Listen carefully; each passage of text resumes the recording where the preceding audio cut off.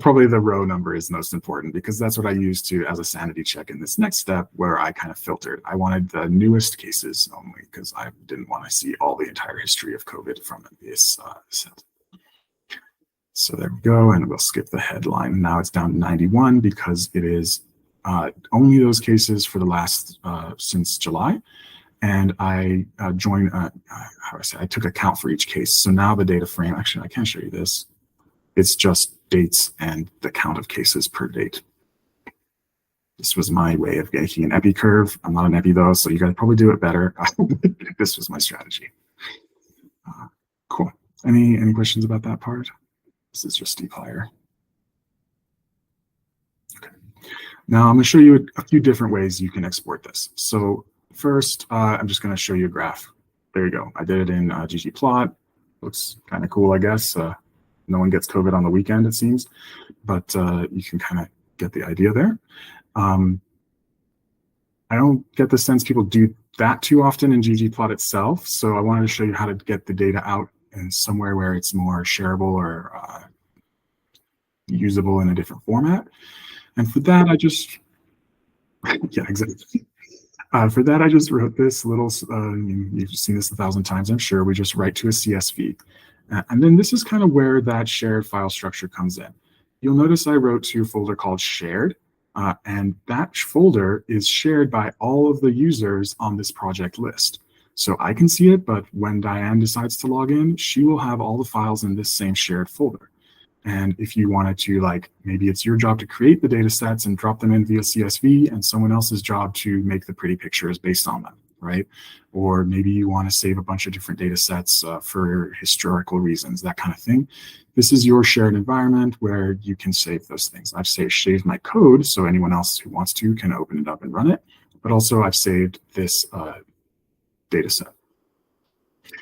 Then from there, you could easily take it to Google Sheets, either manually. I was trying to upload it automatically to Google Sheets. There's like a little bug with the API that it's not recognized just yet, but that should be possible too quite soon. You'll look a lot like this, just like one line of push me to Google Sheets, and there you go. And then last, I just thought, okay, I'll just push this to BigQuery too. You can see this is really just the same as you saw before. Now we have a daily case count, so on. So if you didn't want to work with the data in SQL, you could work with it here and then push the table afterward. And if you like, you can see over here, we have that daily COVID count in the BigQuery. And then last, this part doesn't really use R, but you could like schedule a job that updates this table every day to give you a table you can use for visualization. But you could also just write a SQL script that creates a view that does exactly that. So that's what I have here, which is like you just cast the event as a date, and then you just take the count by date.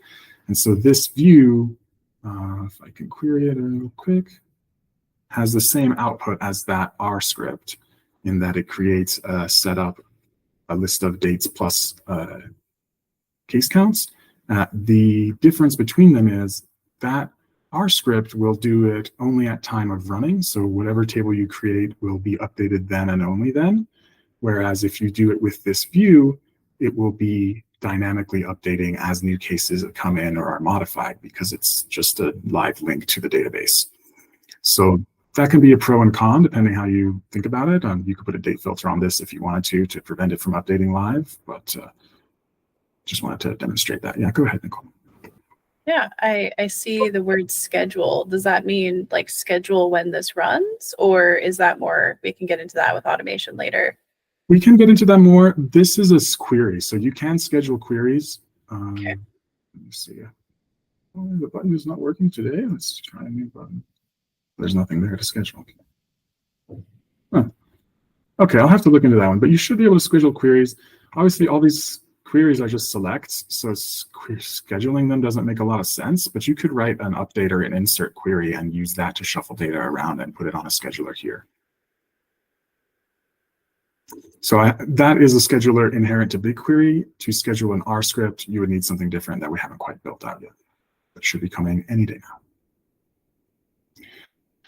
Okay, cool. And then as a last step, I wanted to show you what you can do with all this. Now you have some nice data sets. Let's make some pretty pictures. So what I did is I went into Tableau and I just, actually probably the most interesting part is this bit with the data source.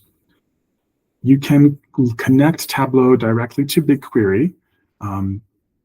Right now, there are some firewall issues with doing that on the main CDPHE Tableau server, so it's not like 1,000,000% perfect. I just did it on a free trial in my VM here as a kind of proof of concept. But you can just connect it directly. You can see the connection here is to Google BigQuery. Just put some basic parameters here, give the data set, and I loaded up a bunch of different tables. And then by doing that, I don't need to like go through any intermediary sheet or anything. I can just work with the data right there from BigQuery. And I have now my sort of curve of hospital admissions over time. That's one of the ones we did in the first script when we pulled it from the JSON. And then I wanted to show you a couple things. This is the cases per day. You'll recall this looks a lot like the graph that we made previously in ggplot. This is based on the R table, the table we created using R. So that's this one, Epitrax Daily COVID. But I also pointed Big to Tableau to the view that has the exact same information. And you can see the graph is exactly the same. So that's cases per day, and it's just pointed to a different data source. Just wanted to demonstrate that. Yeah, cool. Any questions about that part?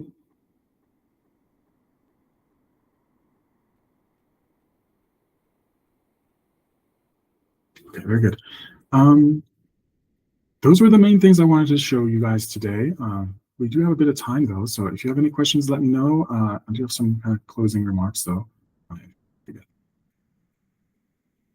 So, quick question for our local computers. So not this virtual machine that you've been working out of this entire time. Yeah. For our local computers, are we going to be able to pull things out of BigQuery to our local computers or just within the virtual machine?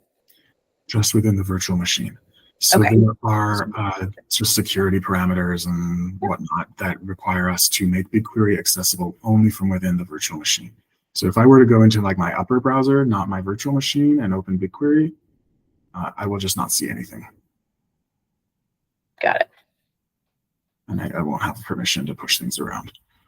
That's what I thought. Yeah. Okay. Yeah.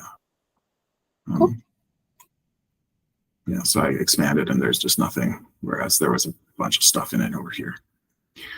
Yeah, so you can, to the point though about how do I integrate this with my local machine, there are a couple ways. So first, the Isilon file shares are linkable. So if you're interested in getting to like the K drive or the J drive, you just map the drive from within your virtual machine. I can give you a little document that shows you how. It's pretty much just go click map network drive, but there are a couple nuances. And then you'll be able to pull whatever files out of there if you want, you know? And then you also have Google Drive as an intermediary. So you have a Google Drive account associated with your Lakehouse account. So you can see I'm in my Lakehouse browser here. And I have all these things that I've created over time from here. And you can also go to Google Drive with your state account. So, oh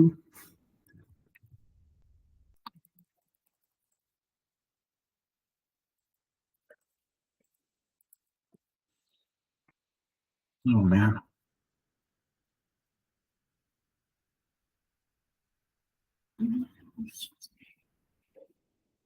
Good. Next. Okay, so this now is my Google Drive for my state account. So honestly, if you don't want to flip back and forth between these two machines, your virtual machine and your state local machine, our hope is that virtually everything you need is available in the virtual machine. All you got to do is like maximize this window and you can go check your emails, right? Like there's Gmail right here in your virtual machine too. So you could potentially do your whole job in here if you wanted to. If not, you can share files to yourself through Google Drive. So if I wanted to go to this file and I need that one for something I'm doing on my local machine, I just share it with my state account and it'll be accessible right there. So you can use Google Drive as sort of a shared SFTP. Does that make sense? Yeah, thank you. Yeah. And if you use this script here to upload to Google Sheets, once that's available, I think it'll automatically upload to your cloud account, your Lakehouse account. There's probably something we can do that automatically shares it with your other account or that kind of thing. You could even like create a shared drive that's just your landing zone for those things and that kind of thing. But that's whatever works for you guys, really. Cool.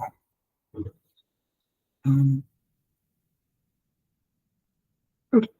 Okay, so a few last notes. Right now, we're still developing everything. So the data in BigQuery is much of EpiTrax and much of the immunization databases, so SIS.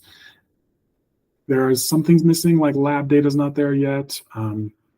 It's all being worked on actively. Table names and column names are sometimes changing as we tweak things. We would love it if you guys went in there and you said, wow, that table name just doesn't make sense to me, or why did you not do this thing on this one column? It should be cleaned up. Please let us know, because I can't look at every column and every table, and I don't know all the things about epidemiology that you guys do. So if you wanted to take a look around and share any input, it would be very valuable.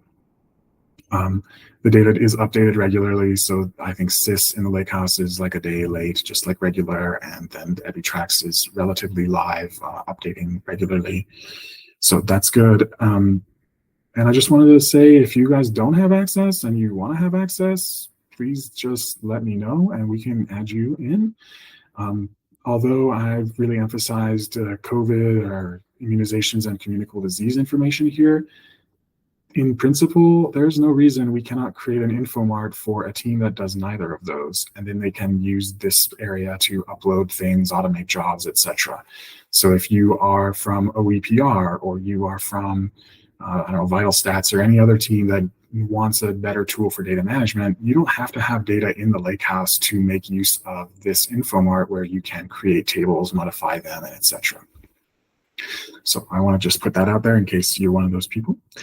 And yeah, next time I hope to talk more about the automation and maybe go through some of the details of the data model, because it is a little new. Yeah. Thank you so much. I am going to stop recording so that if folks have questions that they perhaps don't